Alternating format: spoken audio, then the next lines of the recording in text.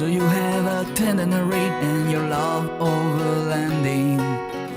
You have plans to do it big on the trails and some super glamping. One ideas, deep news and reviews, a podcast the first rate and here just for you. You don't have to think about it, join us and be about it. Something interesting we want to hear about it, come on let's talk about it. Welcome to Waypoint Overland's Random Waypoints Podcast.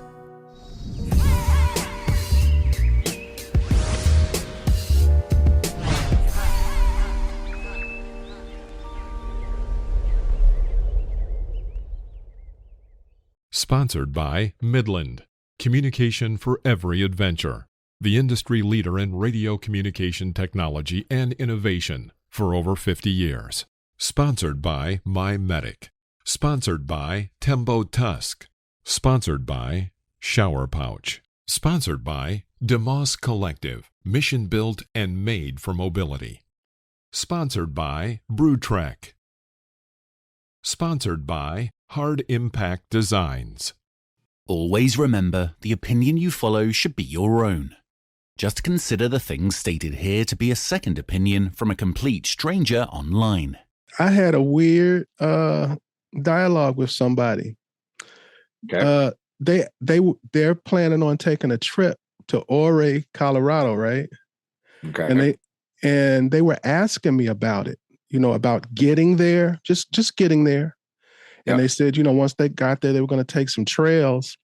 But their questions were like logistics questions. They were like, well, I know Ouray is a very remote place. Do you think we should pack food? And they were asking like fuel questions, like they were going to have to go some great distance before they'd get fuel and everything.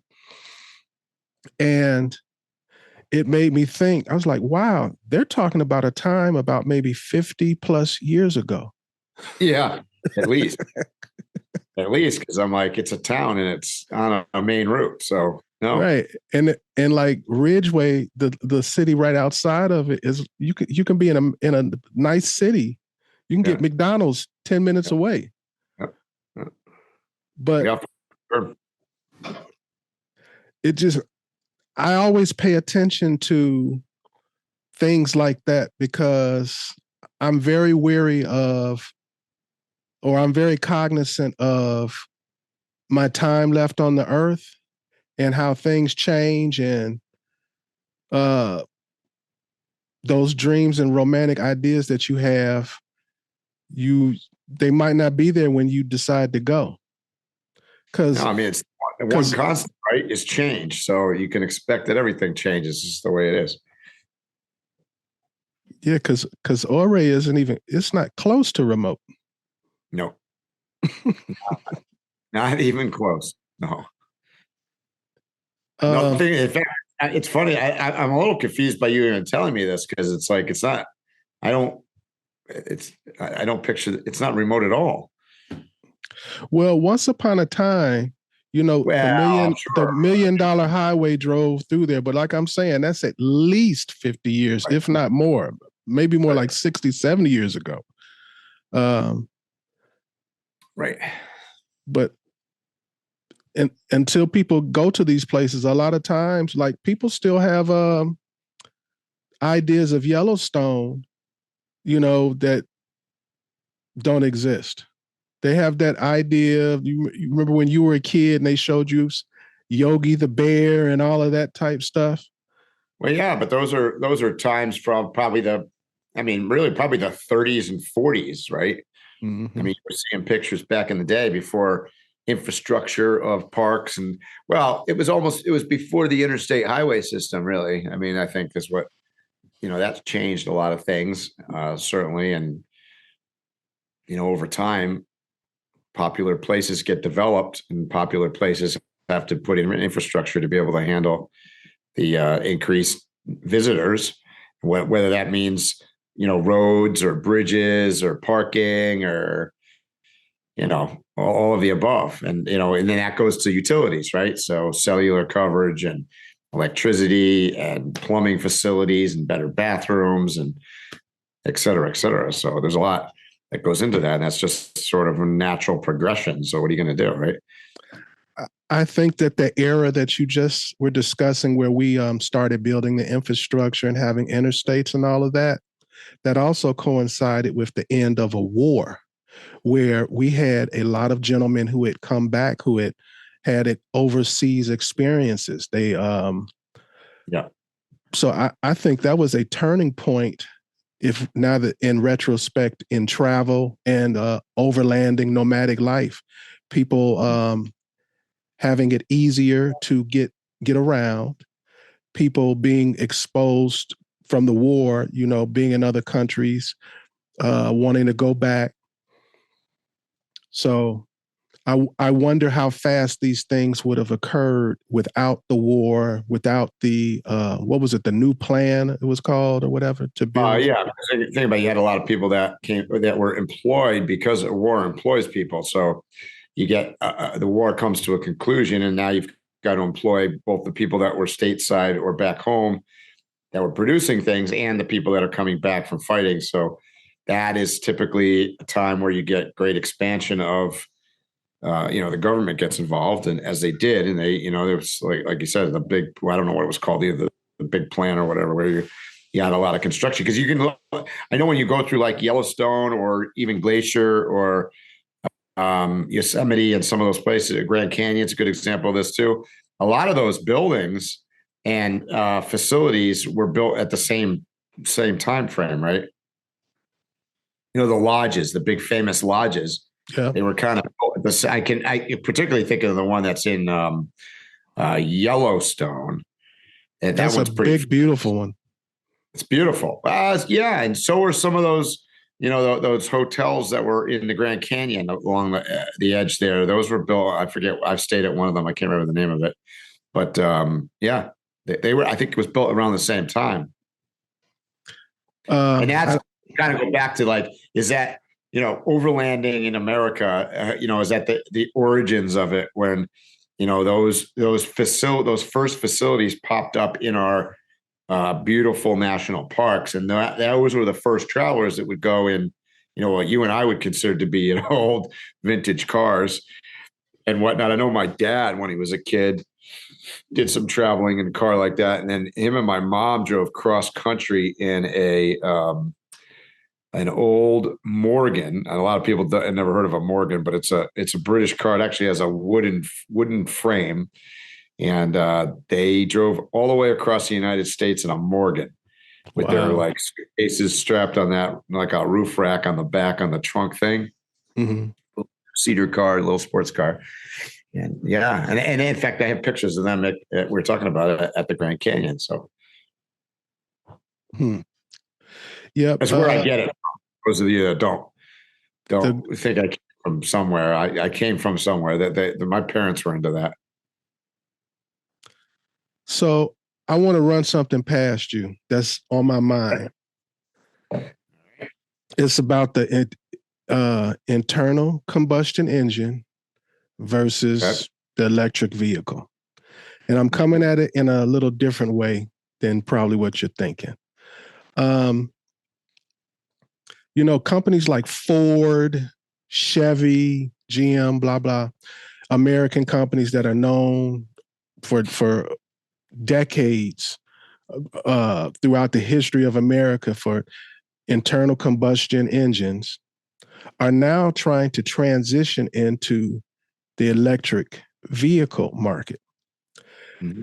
They don't really have, even though these are big Fortune 100 companies, they don't have what I would call branding in the electric vehicle market. They're like starting all over again. I think people respect the name like Tesla far more than any of the other companies on the electric side of cars or vehicles. Would you agree with that? Yep. Yeah. So, I mean, it's an interesting time because, like you said, every manufacturer out there, whether they're European, Japanese, or American, are producing electric cars at this point. Some more famous than others, and like you said, Tesla or Rivian is another one, you know, and there's a whole list of other ones that are producing electric company. Essentially, let's use Tesla as an example.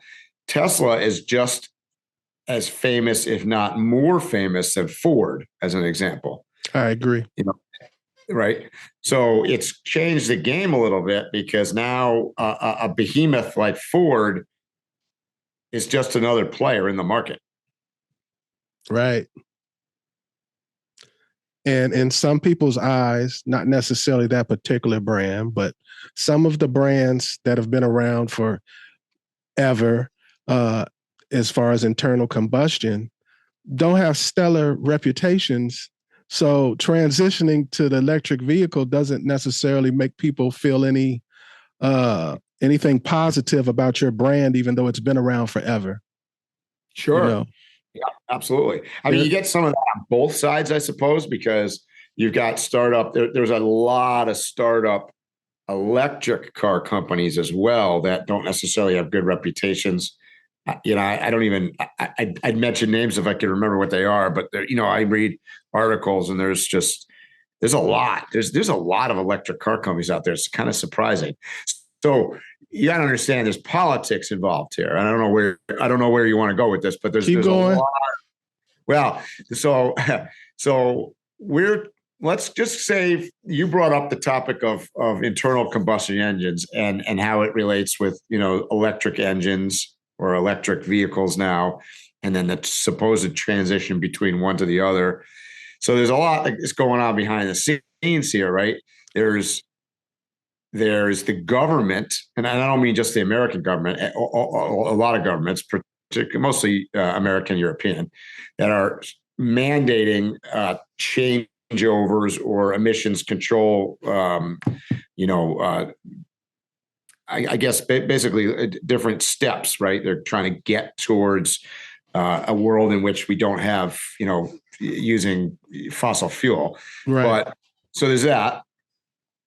And then there's also, so to make it a double whammy politically dynamic sort of thing going on, is that you've got Tesla's a good example of this, that's trying to crack, if you will, the big automakers' grip on the multi-tiered selling system. So traditionally, you know, if it was a Ford, I could buy a Ford vehicle from a Ford dealer. Now, I didn't buy it from Ford, the company. And they couldn't sell it directly. And it was all put into place this way. And everybody played out that way. So even if you were Subaru or Honda or anybody else that came to America, that's the way it was. Well, now Tesla, and they're not the only one that stepped in, and they want to sell direct, right? So now we want to sell cars similarly to we would sell an Apple computer or anything else, quite frankly, you buy on Amazon. So the big manufacturers are fighting that, because you're taking the middleman out of play here, essentially. And they're like, in many states, they fought. Tesla's a good example of this. Many states, they fought and said it was illegal for Tesla to sell its own cars. So there's that going on. And then there's also this whole, I'm going to call it a misinformation campaign, if you will, as to what the quote benefits and negatives are for both electric and for combustion engine, right? So because there's a lot of information out there, and I know we're trying to stick to the Overland world here, and we're going to get to talking about that in a minute. But the deeper thing here is like, you know, the misinformation. I'm going to call it like. So one is led to believe, as an example, that electric is environmentally more friendly. Well, I would definitely consider that, in my opinion, to be a misinformation campaign, because that depends on what we're talking about. That, you know, there's a campaign going on about, you know, range and the ability and usage for what each vehicle is used for, and you know, yeah, sure, electric is, you know, there's pluses and minuses to everything, right? And by the way, we're talking about consumer vehicles here by and large. So end user consumer vehicles where it's you and I buying a new car, we're not necessarily talking about, and by the way, in America is a good example of this, the vast majority of diesel fuel, the vast majority of fossil fuel that's burned in America, transportation wise, is commercial. It's not you and I doing it. I mean, how do you think your goods get around? Diesel by both train and by truck, and largely in the U.S. Unfortunately, it's mostly truck transport that moves everything around. So there's a lot going on behind the scenes here, I guess. But I'll let you bring us in. I think you want to talk about something in particular, or at least switch it over to an Overland conversation a little bit. Ironically, I actually didn't. It's such a tangled web that, like, you were talking about the politics of it, but you can't talk about it without talking about the politics of it, because there seems to be a fight between the two technologies, internal combustion versus, but it has nothing to do in reality with which one is the better product. Nothing to do with it. No, I mean, I think they both have good uses. They both have great uses. Absolutely. And I don't know that I don't know that one is destined necessarily to replace the other. I'm having a tough time envisioning a world that does not use internal combustion engines for certain things. At some point, we may not be using either. We might be using nuclear or something else. But right today, and I would say for the imminent future, and right with the technology that we have today, I don't see. And a lot of people are acting as if the electric car is going to replace the gas engine, and I don't see that. I don't think it's possible. Just even the battery portion. I know very little about the technology, but I know enough about the battery technology to know that basically all they're doing is taking little batteries and stuffing them in a bigger compartment. Yeah. It's like when you take a Battleborn or a lithium battery for your Overland vehicle. Mm-hmm. And the reason everybody's like, wow, this is great. It's double the power. It's lighter. There's tons of advantages to it. Totally true. But the reality is the way that they build those, and the good brands have a lot of circuitry involved with them, a computer circuitry to control the energy flow, both coming in and going out. Now they have ones that are heated, so they can regulate the temperature, so you can charge better and discharge better. But essentially, if you take your iPhone here, right, it has a lithium battery in it. You're basically taking a bunch of these batteries and daisy chaining them together to make a bigger battery. And then when you get to the Tesla size, I know somebody in the Overland world right now that's taking a Tesla batteries out of the car and using those as their habitat batteries for their Overland rig. So, I mean, because it's all the same, right? It doesn't make any difference. And I don't know. I don't remember. Are they running at 48 volt? I'm not sure what they're running at, but it's just a bunch of batteries and daisy chained together. So little battery. There's really not been the battery technology has not really gotten better. I haven't seen any progress. I haven't seen any signs that tell me, hey, in the near future, maybe I should buy one of these vehicles because I'll get 500 miles of range and all the things that's wrong with it will have been solved. I don't see them being solved soon. Well, it's funny. I was listening to a podcast the other day. I think it was Scott Brady was doing on, and somebody asked him, is a off-road, quote, Overland vehicle realistic to purchase that's electric? And I think his answer was pretty accurate that, he had recently done, I think he was I forget which two vehicles he did. I don't quote me on this. I think one was the Rivian and I forget what the other one was. Anyways, they took it the longest, quote, I'll call it backcountry trail in the United States. And both of them were successfully able to navigate through that. And his answer was yes and no, kind of.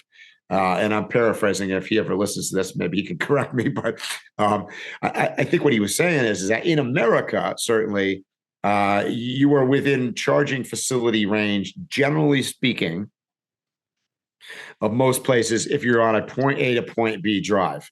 So meaning if you're going to do this backcountry discovery route with that vehicle and you're leaving from, XYZ location in Arizona and it's going to Nevada somewhere, you're within the range of that vehicle. Now, if you were going to go off grid and camp with it for 3 weeks or 4 weeks, not the case, right? Because there's no recharge facility in between there. So, but outside of the United States, I mean, good luck with that. There's no charging facilities in 98% of the countries on planet Earth. So, and even in the US, they're very limited to mostly major metropolitan areas. So unless you're going from point A to point B, major metropolitan to major metropolitan, you're challenged, right? And so if I'm living in off-grid Montana, as an example, and I'm not necessarily going to a major metropolitan area that frequently, it becomes much more difficult. Particularly like me, as an example, in off-grid in Montana, I don't have any, where my land is, I don't have any power there. So how would you propose that I would charge my electric vehicle at that location? It would be pretty difficult and pretty power intensive on a solar or diesel generator. And then, of course, I just said diesel generator, right? So if I'm generating power at that latitude, the likelihood is that solar isn't going to do 100% for me. So it's probably some other kind of, and it's probably fossil fuel based power, realistically. As, by the way, is the same with your electric that comes to your house. Generally speaking, that's coming from fossil fuel. Yes. So, I mean, we can go on a tangent here and go, okay, well, that now we're starting to talk about, electric and the environment and how does this relate to, in comparison to fossil fuel. But I mean, at the point we're at today, I would, and I'm sure somebody will probably attack our podcast for me saying this, but I mean, largely speaking, most of your electric that you're going to charge your electric car with is coming from fossil fuel. So that's just a fact. It's a fact. Number one.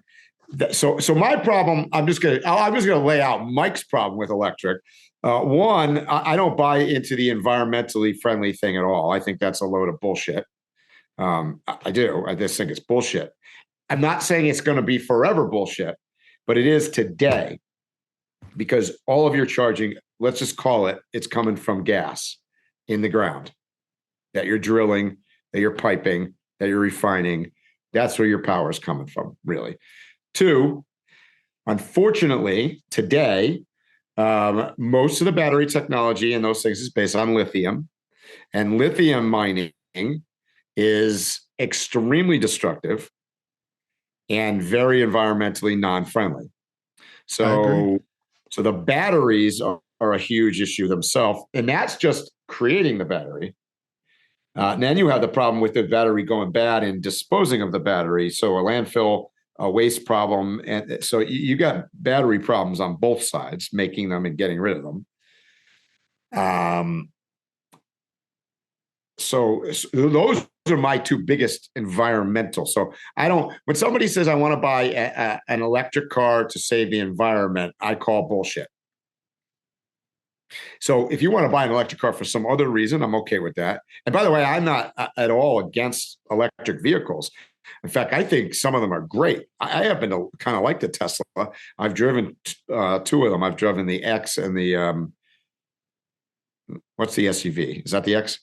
I've driven the SUV and the big state sedan. I can't remember which one's which or what. I know what you're talking about. It's lightning fast. Yeah. I mean, no gears, acceleration. I mean, your electric car will accelerate faster than you give me any gas powered thing and it's going to beat it, period. End of story. you could take a fairly inexpensive is a strong word, but you could take a fairly inexpensive electric vehicle. It'll blow the doors off a Ferrari. Absolutely. I mean, the way it is. So yeah, there's definitely things to like about it. You don't have to, there's a lot of maintenance things that you don't have to do. You're not doing oil changes. You're not, there's all sorts of stuff. There's savings. I know Tesla, and we've talked about Tesla, they're working on a truck that, for the commercial industry where they're saying that you could save just all sorts of resources, maintenance over the road, obviously trucks it's almost like aircraft. They've got to be reconned every so often. And there's a lot of expense that goes into maintaining a vehicle that's going to go 3-4 million miles. Right. And an electric thing has the potential of doing that. Brake pads, stuff like that. You're not having to worry about because different system. So there's all sorts of stuff that is a positive. However, you're still not getting around to me where the energy is coming from, nor are you getting around, strip mining for lithium and child labor and the rest of the problems, because a lot of it comes from questionable areas of the world in the first place. So, and not to, why not have us attacked by everybody out there? So, you people moaning and groaning about the pipeline in America, from Canada here, and the, environmental risk, and, let's shoot down the pipeline and not allow this thing to get built. Yet they're okay with a strip mine in, Uganda somewhere. That's right. Okay. I don't see that. That's true. You don't see it because that's in Africa. That's not going different. Through Minnesota. Right. Yeah. I mean, and I hate to say it, but that's the reality. There's a double standard going on with a lot of this. So I just like to call it for what it is. Let's just be honest. Right. Like, let's just call it the way it is. And the decision has been made. We're going electric whether we want to or not. So there's that. When major companies like Ford and GM start making a majority of their lineup electric vehicles, if you go on Ford's website right now, the majority of their vehicles are electric now. The question for me is whether that's going to hold or not. I think it's going to kind of, but there's trends. So think about this. Yeah, if you looked, I agree. Today, most of them look to be electric. 5 years ago, or maybe 10 years ago, you would have had a bunch of cars, and a couple SUVs and a pickup truck. That went away. I mean, nobody buys a car.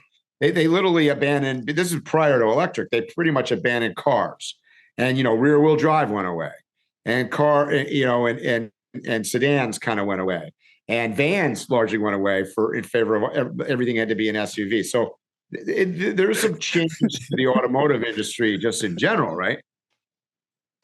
What is so funny? Phil's laughing. I'm about to reveal how old I am right now. Do you remember when having a station wagon was fly? Absolutely. And if your back seat faced the opposite direction, it was even cooler. Oh, you were a baller. Oh, you know how you really balled out? When you remember the wood paneling on the like the wood paneling. That's the key. Got to have that. Oh God. So these are now trends, right? if you would have, electric is a toy. It's not a toy.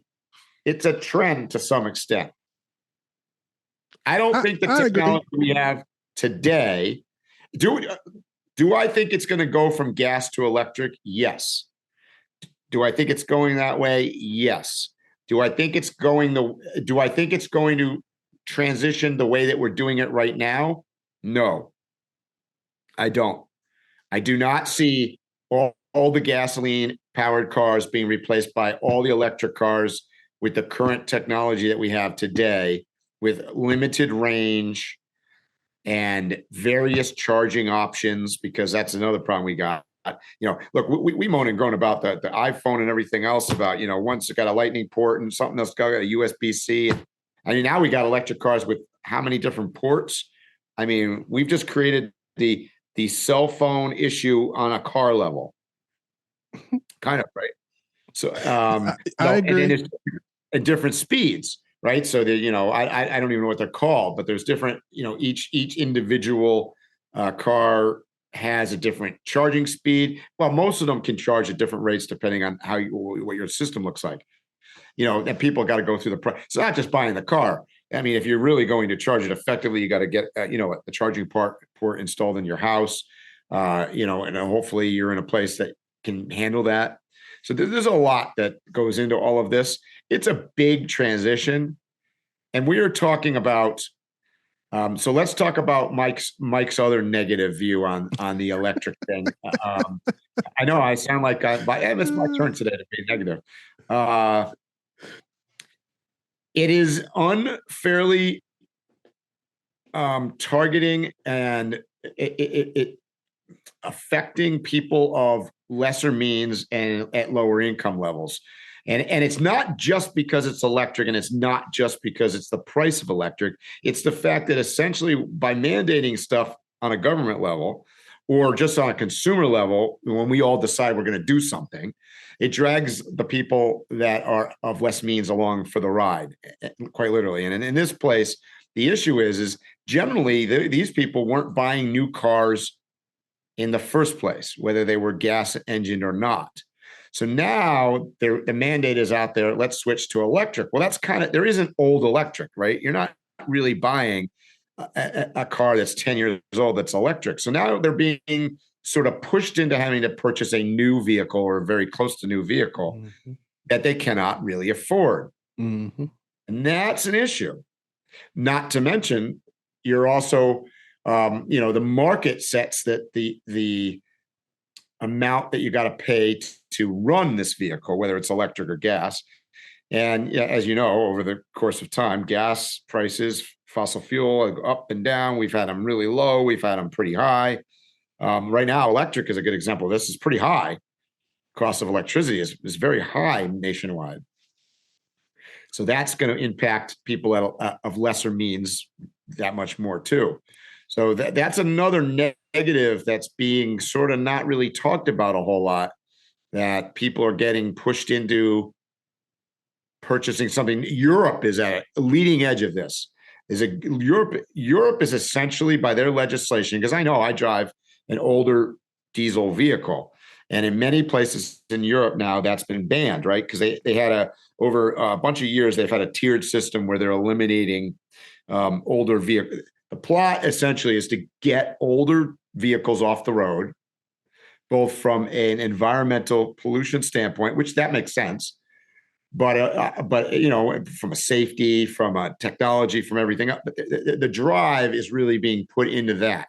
Now, I don't want to go conspiracy full on here, but governments have a lot of involvement in industry, and a lot of involvement in, certainly in this quote electric switchover industry as well, and modern emission standards and whatnot. All of this drives to a goal, right? So if I can no longer drive an old diesel truck, and quite frankly, if I can't even drive a 2-year-old gas engine anymore because it's been banned, you can't drive into Paris anymore with it, or whatever the reason is, it puts more and more pressure on going with whoever is setting the rules and pushing you towards what the mandate is. And I agree with you. I think the mandate has been very clearly put out there, which is why you started the conversation by saying Ford, GM, they're trying to switch into electric, is because they've been told basically by X year, you got to have 75% of your cars electric. Well, what do? If you want to stay a company, you got to figure it out. I 100% agree. Problem is that we're not quite ready. And that's where I was headed, is we're not ready. And I'm seeing, you wanted me to bring it into the overlanding. I am now seeing so many electric vehicle aftermarket companies and actual vehicle companies. They are marketing toward the overlander. Their commercials, their still photography, all insinuates, go ahead, take this vehicle anywhere. And there's no mention of, you probably won't be able to get back. Well, I mean, hopefully you can. You know, I've seen that some. Oh, look, I mean, Tesla's trying. I mean, if you're going one day and back, I'm talking about if you want to go on an extended trip, the way some of the pictures and videos I've seen, they're giving off the impression that you can just keep going and going. Well, Phil, it's a lot like what I think you said in a different podcast that we were doing. If you want to sell a vehicle, and you're going to, design a test course in Moab, and you're going to show up as a customer and ride that crazy trail and be, you get done with this thing, you go, wow, this truck is great. Well, as you and I both know, the course was designed probably specifically, was tested by professionals, and the vehicle was able to accomplish this in advance. It's like Land Rover for years. I mean, I was into Land Rovers. I mean, every dealership used to have a test course on the Land Rover dealer, right? And of course, I mean, they're not going to build something where the thing's not going to make it or tip over. So, I mean, it's all built into the thing. Very similar to the marketing today from Tesla, from Rivian, from GM, the Hummer, for various electric vehicles that are coming out. Of course, they're going to, hey, we just did, Patagonia from blah, blah, blah, blah. I don't know how they did it. Maybe they had a truck with a big battery on it. I don't know. But I have seen that, and I've heard rumors of them putting out Overland editions where they have extra batteries and, all sorts of different stuff going on. The question is always going to come down to, for me, today, is range and the ability. So I'm not questioning the vehicle's ability to do trails necessarily, because quite honestly, some of the features of electric vehicles over traditional gas and diesel engines makes them pretty good for off-road. So there are elements to that I definitely like. And I think some of these vehicles are pretty darn capable. So I'm not even questioning that. I'm really stuck on two things. One is the range. And I know I keep saying that, but I'm thinking from a extended trip viewpoint and going and not having a limitation as to where you could go. It's like Starlink for me now. I can drive anywhere I want and have this Zoom call with you.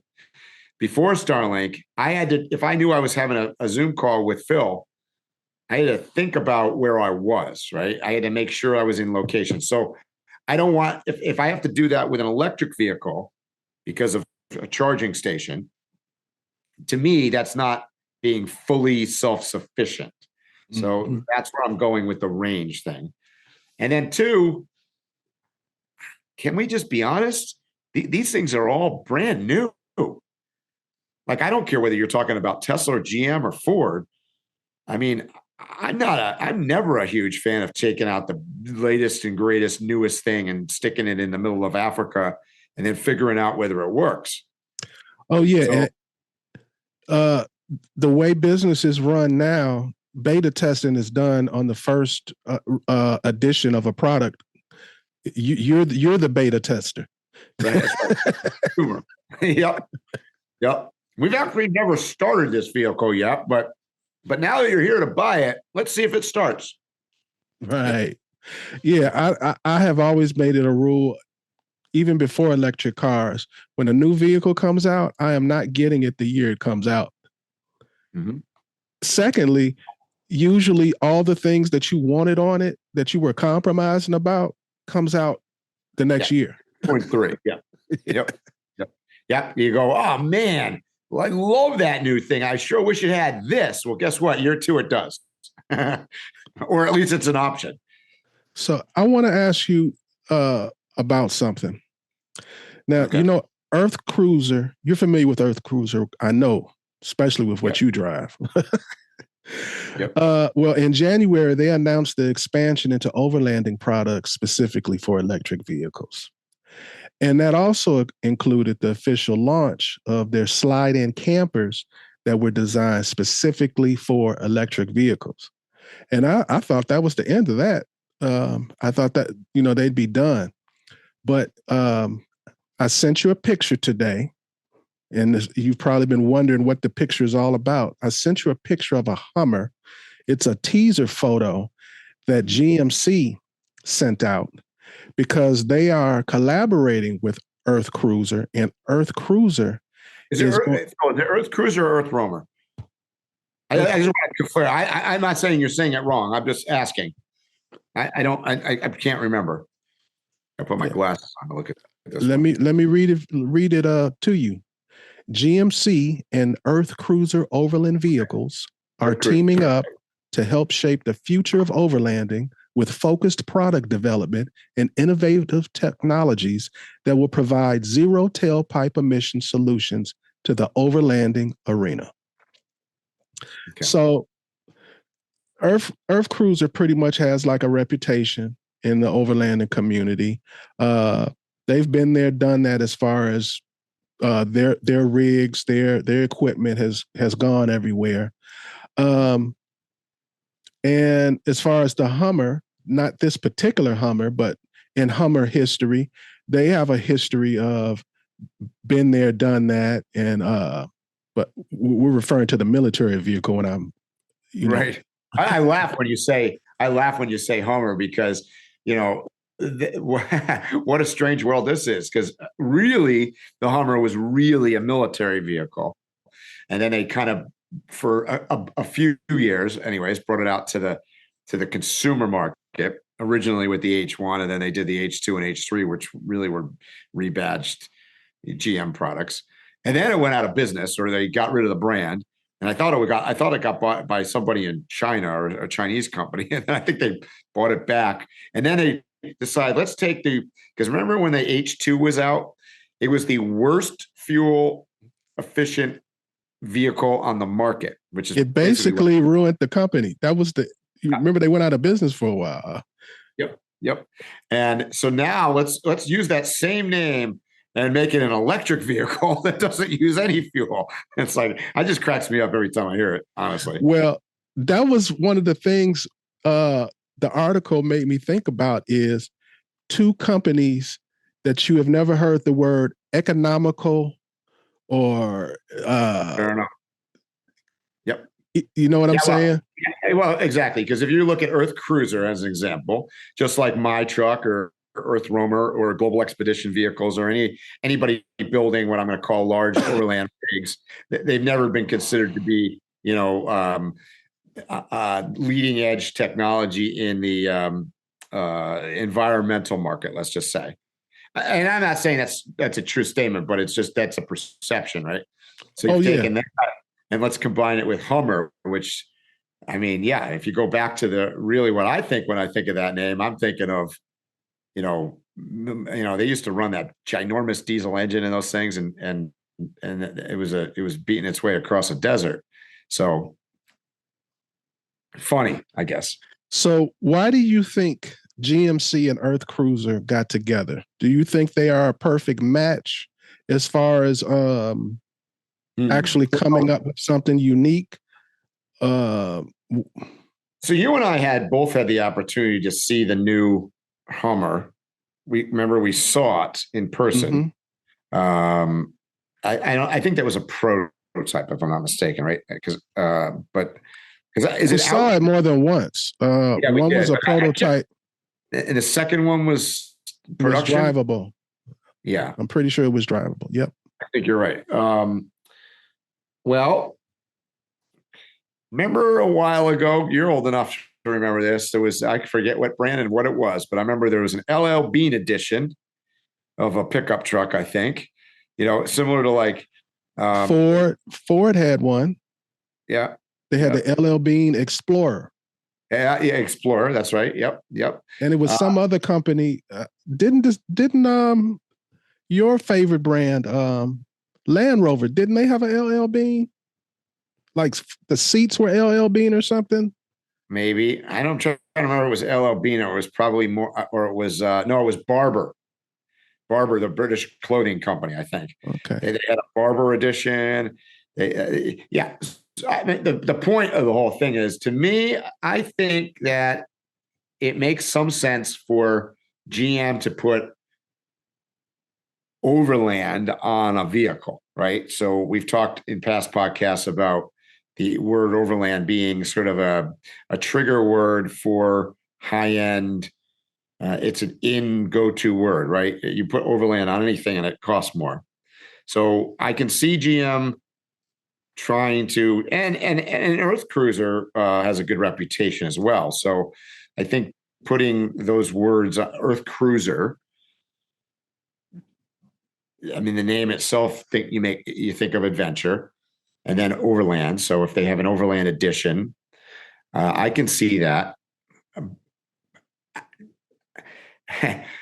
Is it a vehicle that's just? Is it going to be a cool mall crawler? Is it going to be real, or is this just more about a marketing thing to make something that's going to sell? And that's why I asked the question, because I think this is more of like what I call the Schwarzenegger effect of branding.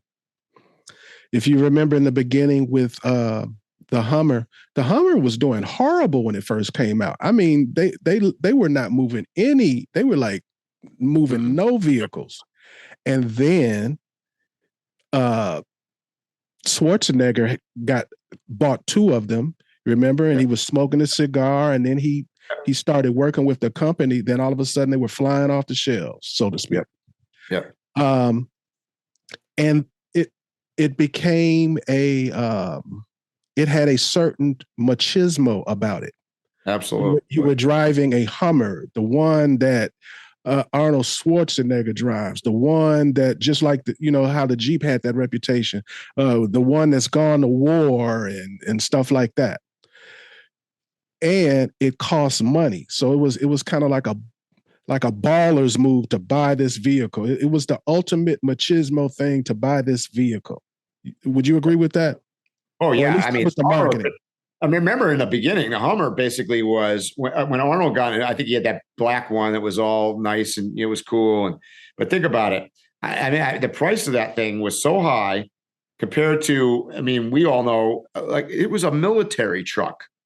It was like, it's like, and I could take flack for this too. I mean, I've driven around over the years in so many Land Rovers and Defender-based things, which were basically military vehicles. They're like tractors. And then you put on a bunch of, add-ons to the thing, sell it for 10 times the price. And people are like, well, yeah, this thing's kind of a piece of garbage. Well, yeah, I mean, just because you put air conditioning in it and a nice steering wheel, this doesn't change. It's still a tractor. But I mean, that's just the reality. So,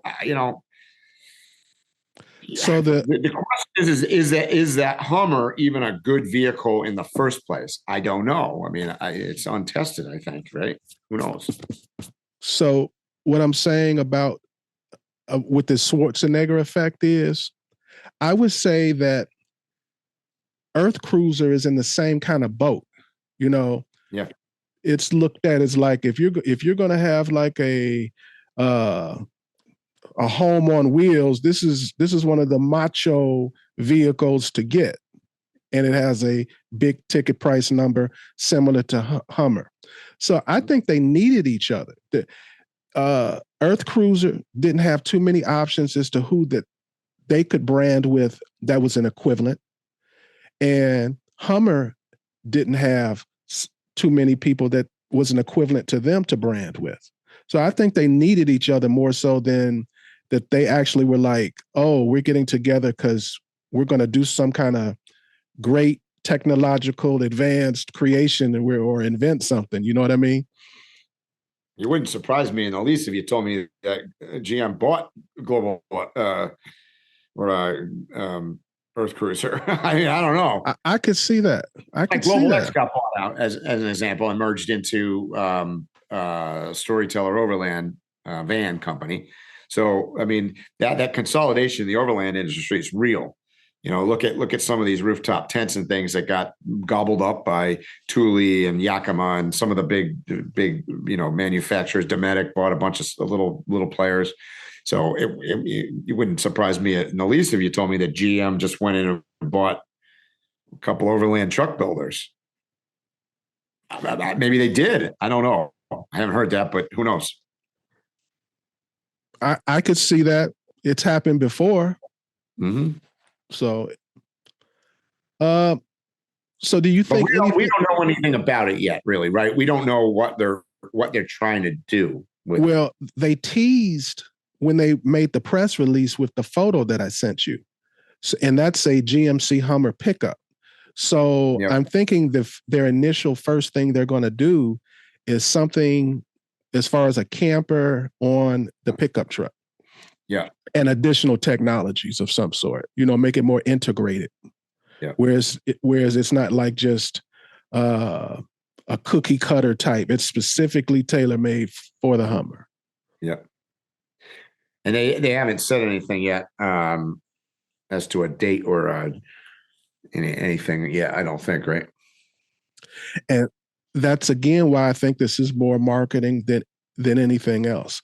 I've seen announcements like this before and then never heard anything else after. True. Yeah, that's true. Sometimes these companies, they say, well, hey, let's put it out in the air and see the response. So I think it's going to be solely dependent on the response. Yeah. Yep. Could be. That's a small group of people. So they'll be able to grasp what the response is very quickly because there's not too many people buying $500,000 vehicles. Right. For sure. Yeah. I agree with that. Do you know anything about the camper tops that they were making for other vehicles? Because I think they have one for Rivian.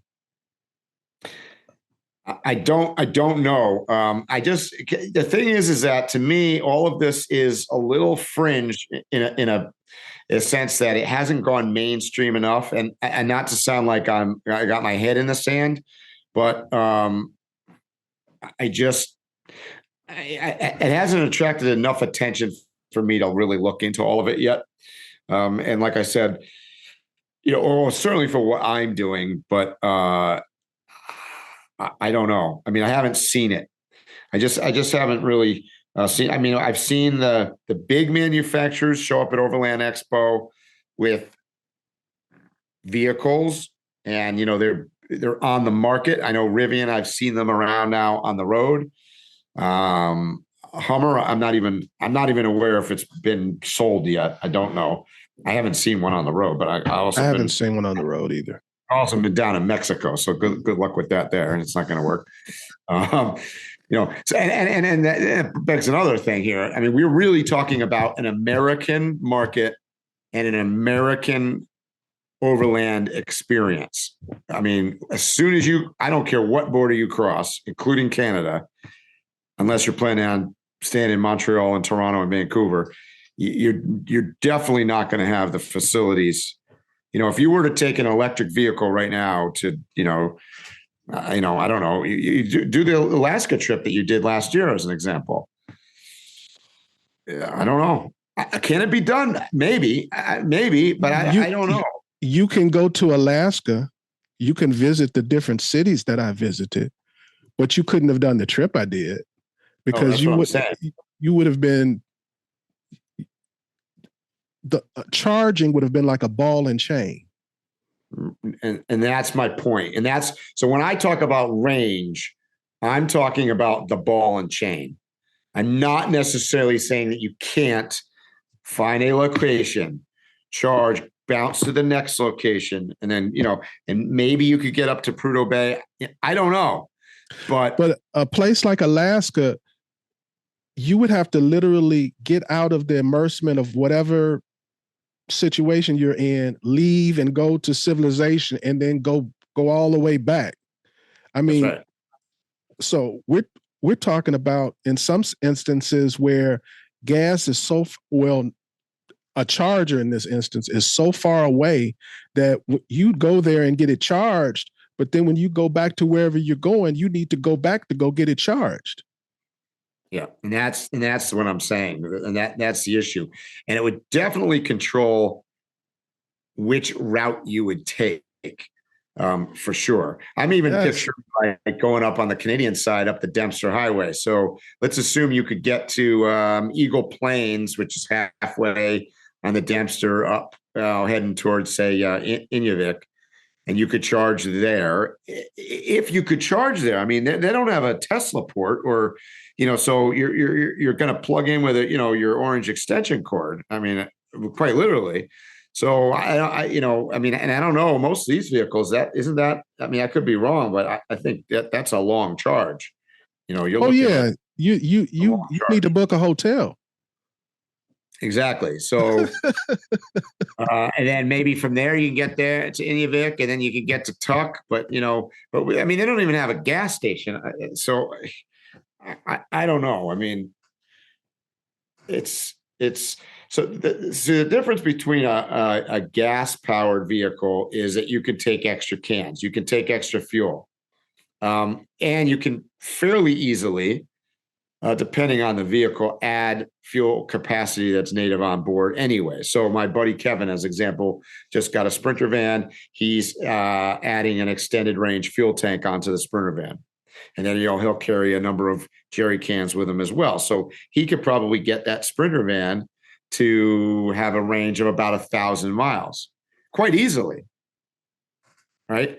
So my truck, as an example, a big Overland rig like this, you could put a 200-gallon tank on it.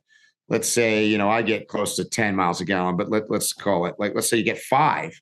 You still have 1,000-mile plus range.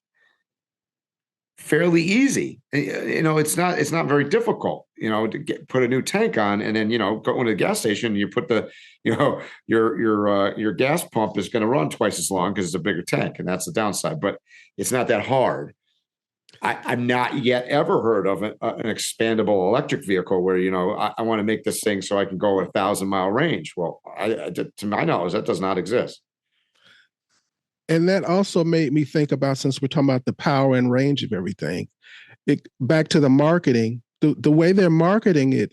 Some of these vehicles, I'm not going to mention a particular brand name. I don't want to get sued. But in the way they market it is you can drive far out into the desert, camp for 2 or 3 days, and plug everything that you need to power into your vehicle. You're going to barely have enough power to get there and back. And you definitely won't have it if you start charging stuff into it. Well, it's funny you say that, because my travels around the United States the last couple of years, I mean, electric vehicle car camping has become quite popular, because you go to a traditional campground, you plug the car in, you're accomplishing 2 things for the price of one. You're basically renting the campground for the night, you plug your vehicle in, you're charging your vehicle, and you're plugged in, just like an RV would be plugged in. So everything on board works. Hell, you could sit there in your truck all night and camp in it, and with the air conditioner on if it's hot. And that's just part of the way it is. So it is kind of cool. However, these are traditional style campgrounds where you have plugins. Right. I can't see being parked in the middle of the desert like everything else, including, say, my truck that has solar. There's a finite, no matter what you have, there's some kind of finite amount of power you have. So, even if I am parked in a desert and I'm generating all my power from solar, if I decided to turn everything on, run my microwave for half the day, make toast every 10 minutes, eventually I'm going to drain my batteries. It's just the way it works. I agree, but you can turn on your engine or something. With the electric vehicle, once the battery's gone, everything's gone. That's the difference. And that defines what I mean by range. It isn't just, I'm not talking about 300 miles or 400 miles or it's power range. And how easy is it to expand, and how easy is it to find places, and how easy is it to, and in the full like you said, the full calculation comes into play. It's the power that you're using. So it's not just driving in this case, it's what you're running on the vehicle while you're driving or parked. Yeah. Like you said, I can start my truck up. It's essentially a large diesel generator. So, I run down my batteries, I charge them. Eventually I would run out of diesel. Absolutely. But it's going to take, my range is a lot longer than any electric vehicle that's out there. Have you ever been making plans to go somewhere and then all of a sudden there was a war or some political upheaval? Or Yes, right now. Yes. That's what I've been living through the last 3 years. so listen to my convoluted question. Do you start paying attention to the politics or war stuff about a country? How far in advance do you do it? Because let's say you're going overseas. Let's say you were going to the Ukraine this year.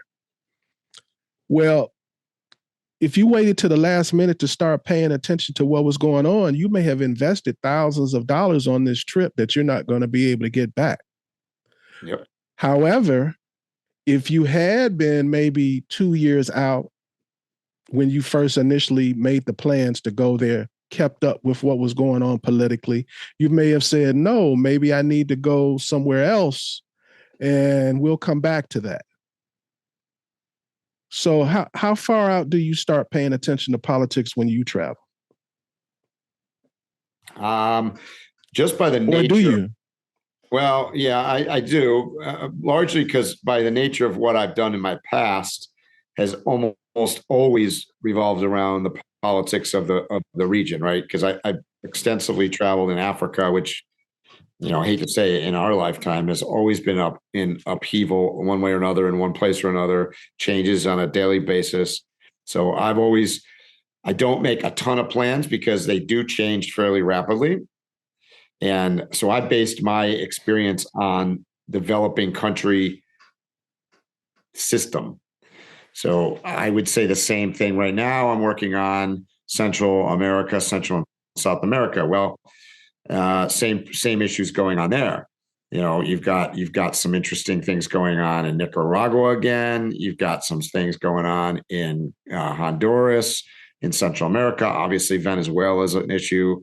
There's different things in South America. Quite frankly, we just came out of, everybody's experienced this, we came out of the COVID pandemic, and that may not have been a war, but it was, for all practical purposes, it was a war. It greatly reduced your ability to do things. So you got to look at that stuff. So if I had planned when I left, which I did, to drive around the world continuously starting 3 years ago, and I've so far gotten, basically to Mexico and back a few times. If I had booked my trip ahead and booked a ship, let's say I had booked a shipping arrangement already from Argentina to South Africa, as an example, which I had planned on doing, it wouldn't have happened.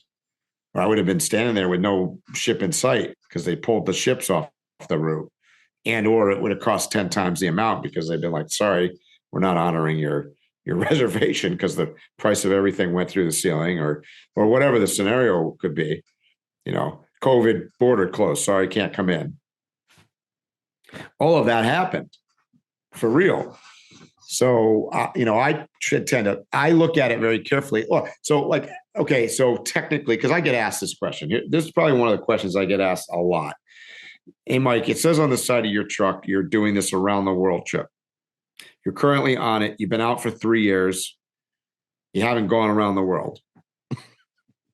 So my answer continually is always like, A, it's not a race. I didn't set a time frame. I didn't specify necessarily that it was continuous. I had to drive on a daily basis, none of those things. But having said all of that, I will tell you truthfully, my original plan to drive around the world is 150% impossible right now. It is not a doable thing. So if for me to say that I was, as an American, to say that I could do it right now that COVID's over, because COVID caused the problem in the beginning. And then there was shipping issues because of that, and supply issues and whatnot. And that's still not straight out, but it's gotten better. But so we've solved that. Well, we haven't solved the fact that there is no way that I could successfully navigate from Europe to Asia, as an example. It's not possible. You can't go through Russia and you can't go through Ukraine. That effectively shut down. Look at a map. I mean, you can't do it. There is no way. You can't go south. You can't go through Afghanistan. You can't go through Iran. So you're done. That route is closed. The reason I asked you about this is in my research for the Pan American Highway, getting across the Darien Gap. Yep. I have had arrangements 4 times on how I'm going to get across the Darien Gap. Yep. And a business has gone out of business because he no longer had the connections needed for him to carry on his business. Another business was bought out by a business. And then, there's been different reasons. Yeah. But they all, when you get to the root reason, was politics. Yep. So that's what made me ask you about that. The Darien Gap is a good example of this. So let's look at the Darien Gap for a second. So it divides, it's a very short stretch of land, really, in the scheme of things, that divides Panama and Colombia. And it's, dividing basically Central America and South America. And there's no road built there. I would predict that there'll never be a road across there, as Phil said, clearly for politics. Well, there's many reasons, but politics being one of the largest ones. The American government, who effectively controls Panama, will never allow that to happen. The perceived quote smuggling route along a road. The Americans largely are worried about disease, mostly for livestock. So that effectively shuts transmission of diseases back and forth from South America. So those are the 2 political reasons, really. It's also very inhospitable. I don't know. There's like 38 species of like deadly poisonous snakes. I mean, it's a jungle. I mean, it's mostly water and swamp. It would be, you'd probably have to build a 30-mile bridge. You know what I mean? Like there's a lot of challenges. So that is not going to go away anytime soon. So go ahead. Well, no, I was going to agree with you. I also had means of transport a bunch of times. There was a ferry company went out of business. Politics also meaning that Colombia and Panama are not super friendly together, and particularly there's warring factions mostly out of Colombia, rebels that are hiding out in the Darien Gap as well. Mm-hmm. So you've got some of that going on, but it is if you were planning on doing the Pan American Highway from Alaska to Tierra del Fuego, the Darien Gap is the biggest challenge on the route. Dude, that's an understatement. Yeah. And I use that as an example because I just want people to not think that they can just casually make arrangements when they go overseas to different countries, especially if you're taking, if you're taking you're just flying a plane and you're staying in a hotel or whatever, but I'm talking about you're going on an overland trip with your rig or whatever, you better know, you need to constantly keep up with what's the environment like. I mean, politically, war-wise, and all, you need to know what's going on. It takes one FARC rebel to shoot one guy on the Panamanian side for them to say, shut the border down. There's no, and you just lost your ticket on your transport. So, and that's what makes driving the Pan American so difficult. Is I would tell you that you really can't set up a transport across the Darien Gap until you get to Panama, until you're sitting on the ground there, ready to go. It's not something that you can book when you're in Boston and say, in 4 months from now, when I drive down there, I'll get there. It's going to be all set up and booked. You better know somebody. You better know somebody. Yeah. And that's probably the largest challenge just in travel, particularly international overland travel in general. is all political. It's borders. It's largely borders. For one reason or another, countries don't seem to get along and play nice sandbox, and that's really what it comes down to. I agree. Do you think there's an advantage to going to a country right after a war? Like, let's say Russia and the Ukraine get this stuff together and there's peace. Is that a place that you would have a desire to go to immediately? Or is your strategy, no, let them get themselves back together? From my experience, I would tell you, because I unfortunately have had a fair amount of experience in being in countries during and following wars, ranging from, Rwanda, Sudan, Ethiopia, Lebanon, Algeria. I can go on and on. Western Sahara. I've been to all of them. No, I would avoid things directly after a war because, or an ongoing conflict. The problem is that war generally does two things effectively. One, it takes out infrastructure, and you can see that in Ukraine right now. I mean, that's how you fight a war at this point in modern days. You take out technology, you take out their electricity, you take out the bridges. It makes life very difficult for obviously the people who live there, but also particularly if you're traveling through it, it makes your life even more difficult because you just don't know it well enough in the first place. So no, I would avoid it for that reason. And then the second thing that war does effectively is it puts everybody that's affected by it into usually economic devastation, which creates poverty, it creates crime, it creates a lot of things that also that may challenge you as a traveler. So, I mean, not that I don't want to say war creates good stuff too, but I mean, it does, it obviously boosts economies. I think America is benefiting from Ukraine enormously right now. Building all sorts of things. We're probably making missiles like they're going out of style, stuff like that.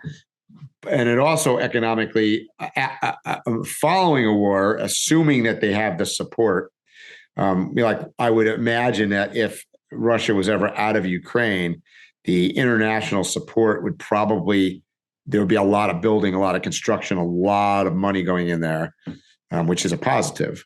And it probably would end up maybe even better than it was before. Not suggesting that a war is a good idea, and it certainly the human toll on it would be just staggering. But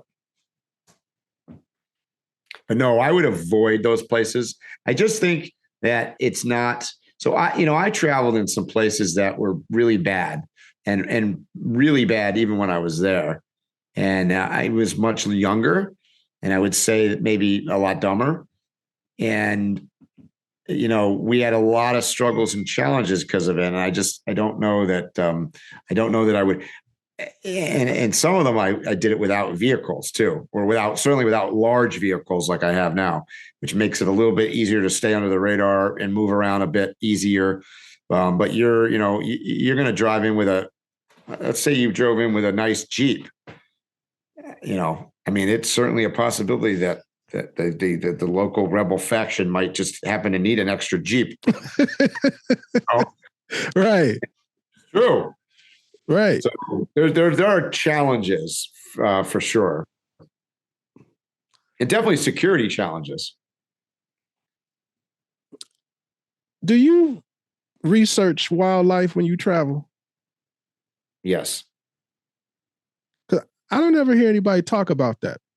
And I've never. Now, which way are you talking about? I do it two ways. Like for me, if I'm going somewhere, I research what are the unique animals there that I won't see anywhere else. What are the predators? Will I encounter them? What I need to do? All around. I'll watch Animal Kingdom. I'll watch documentaries.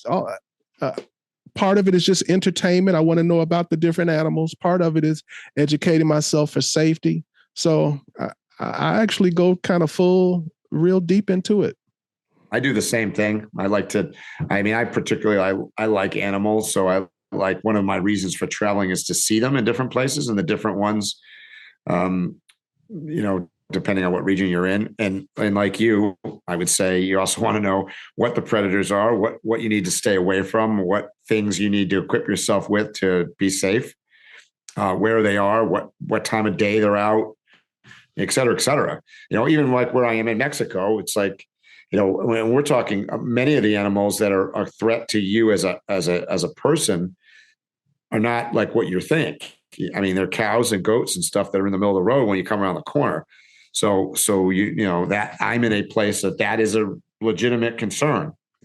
Whereas, you probably don't have that concern necessarily if you're in, Rhode Island, but you definitely do in Mexico, particularly where I am. A lot of people in their travels, it may not be the main reason they're traveling, but generally most people like to take pictures of animals along their journey, whether it's a deer crossing the trail or whatever it may be. I think that they should learn about wildlife because it will help you with your wildlife photography. And I'm not talking about you trying to be a pro. I'm just talking about the typical traveler. You'll get better animal photos. For instance, I remember posting some footage I took of some bears fighting on the road in the Grand Tetons. And then somebody commented, I go there all the time and I've never seen anything like this. I've seen a bear once. Well, my question was, do you know what times bears are up and out? Right. And they didn't know that. Right. Well, and also, I'm not just be gross here, but recognizing their poop, you should kind of know the difference between a bear and a deer and a, whatever. So that way, because that's usually the best indication as to what's around, particularly if you're camping, when you see remains. That can save your life. Imagine you on a trail and it's some scat on the ground and you don't know what it is and you keep walking. You don't know what grizzly bear scat looks like. That's right. That's a problem. You go, oh, that looks like a bunny rabbit. or more realistically, they're like, oh, a moose or something. Yeah. No, so true. Yep. I mean, I think most of us as adventurers travel for the people, for the animals, for the geographic scenery. Those are probably the top three things that most people go on an adventure for. To see. I mean, yes, there's many other reasons. Finding yourself and time off and whatever. I mean, there's lots of reasons for travel, but I think for visually, those are the three things probably. I only asked about it because I've never heard that conversation ever about researching the animals. Mike, this is for me personally. What's your second favorite way of travel?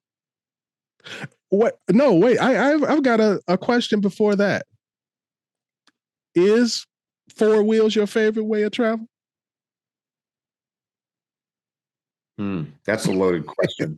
So we've said it a million times. I'll say it one more time. Overland travel is you controlling your travel. That's my definition right there. So it could be. I'm not asking you that. I'm asking. I know. No, I'm defining first. Okay. So it could be 4 wheels. It could be 2-wheel drive or 4-wheel drive or 2 wheels on a motorcycle or 2 wheels on a bike or, quite frankly, hiking the Appalachian Trail. I'm thinking the basics like a train, a bus, a boat. Yeah. So those are overlanding, not completely under your control, right? So other ways. Where I sit today, I would say my favorite is probably cruise ships. No. It's probably what I'm doing. It's probably four wheels, driving myself. And it's interesting you brought up cruise ships. I'm one of those people that don't really like to be controlled. I don't like my itinerary to be controlled. So cruise ships are not my thing. All-inclusive resorts are not my thing, where, you can have, oh no, you can't have that rum, but you can drink that one because that's not part of the plan, So I don't like controlling stuff. I have a lot of experience doing non truck-based traveling, whether that's hiking and backpacking or just hitchhiking. I've done all of that. My second favorite is trains. Haven't done it a lot, but I have taken some big time train rides and I enjoy them. It's a whole different thing. Train rides are peaceful because you can relax. You're not in command of the vehicle. I haven't done any trains recently, but I've done trains around Europe, and I've done trains in Morocco, in Africa. I've done trains in East Africa. Now, was it out of necessity, or you just wanted to do it? In Europe, I just wanted to do it. The trains I took in Africa were mostly out of necessity, whereas I didn't have a vehicle with me. But I will admit, I've never done a train ride in North America. Well, I've taken Amtrak and, I've taken train. I've been on a train in America, but I've never taken what I'm going to call a train. I guess if you count going up Mount Washington in New Hampshire, I've done a train. The old cog rail. A trolley? That's a ski lift. Yeah. Pretty much. That's pretty much. But no, I've never actually done a train in North America. No, I take that back. I did. I took a train from Toronto, just outside of Toronto, up to Moosonee, up towards James Bay. And that was an overnighter, and we had our vehicles on it. So it was a train where you had a sleeper, cars, but our vehicles were loaded on there, because really we did it in the wintertime, and in the wintertime you really can't there is no other way of getting there. You have to take the train. And that was super cool. They had like a dining car. I think I have a video, up on my YouTube channel of us on that. But it's got like a dining car, had a little bar car. And then, you're going over some of these really cool, like trestle bridges and stuff, and looking out at as Canada is, vast wilderness. You can see wildlife and stuff we'd see. So yeah, I totally forgot about that. So I did do North America as well. I love trains. Like I said, I haven't ridden them as much as my love, but I do love trains. And it doesn't have to be like the Alaska Railroad or that famous Amtrak, where it goes from Seattle to Chicago. It can be just like, you'll go to certain little small towns or certain areas, and they'll have a locomotive that takes you on a scenic. I love them all. I love city public transportation trains. I'll get on a train in Chicago and take it from 95th Street, take it all the way to the other end of Chicago. I'll go in New York and I'll get on the subway and get on a train. I like all types of trains. I guess if you count that, I've done a lot of subway in New York. Boy, I've tried Montreal.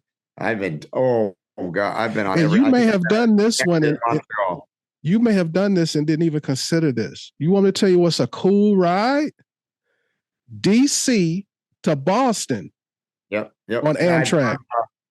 I've not done it all the way to Boston, but I've done part of that ride. Yep. Amtrak. I've done Amtrak from Boston south to New York, so I've done a lot of the Amtrak. Yeah. It's not far from where I grew up in Connecticut. Actually, Amtrak goes right through. I recommend train travel with Amtrak. People kind of look at that as like ghetto travel, and it is kind of sort of. But some of the train stations that you'll end up in are historic and are beautiful. Like the one in New York, the one in DC, the one in Chicago. If you ever get a chance, I don't know, maybe you've done this already, but I did a closed subway tour in New York City.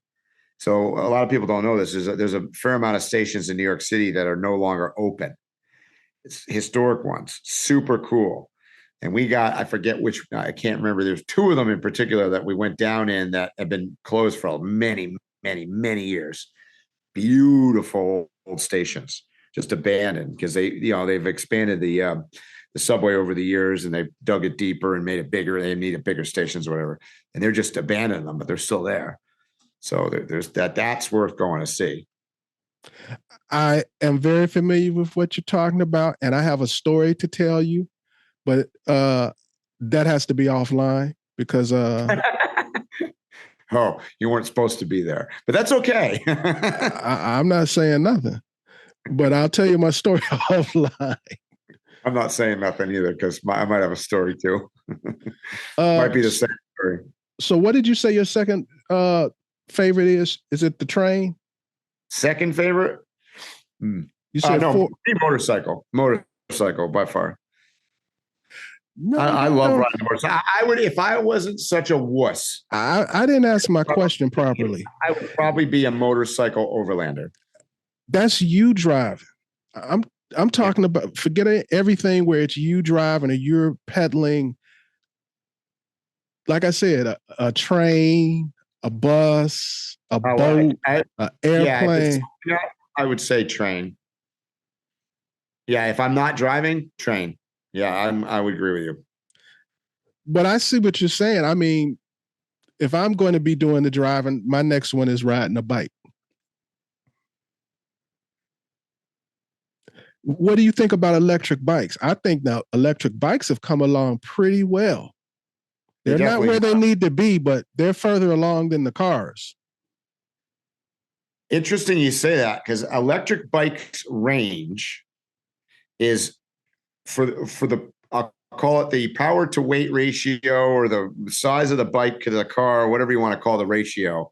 The range on an electric bike is way longer than an electric car for the size of the battery. That's a fact. I agree. And by the way, I could see an electric bike. So I'll give you an example. On a battery and electric bike, about, so yay big. Probably about, I was riding one that was maybe 50 mile range. Mm-hmm. So if you figure it's a 50-mile range, it's not inconceivable that you could put a rack or panniers on it or something and carry extra batteries. You might be able to get that. You might be able to carry 2 extra batteries, as an example, and say you could get a 150-mile range on a bike. Oh, bro, you need to Google some of these forums. You talking about putting in a pannier. There are people making brackets so that you can have 2 batteries hooked up. I believe there are people, the hubs, some of them have like power in the hubs. They're reconfiguring the hubs and changing the power wattage and all of that. I've seen that. One of the guys, when we were at the gathering, the guy who I left and went to another event with, Brooklyn born Vincent, he's deep into that type stuff. Yeah, cool. Well, is there anything else that you want to say? Nope. I think we covered a lot as always, and typical for us, we meandered and weaved around, and here's the funny. How we end up at the end, but we did. Mike, we only talked about one thing that I had listed, and I was just asking you a question, and we ended up doing the podcast. Welcome to our world, folks. All right, guys, you know what I'm going to say. Stay safe, tread lightly, and hopefully I'll see you here or on the trail soon. You have been listening to Waypoint Overland's Random Waypoints. Like, subscribe, and stay tuned for more.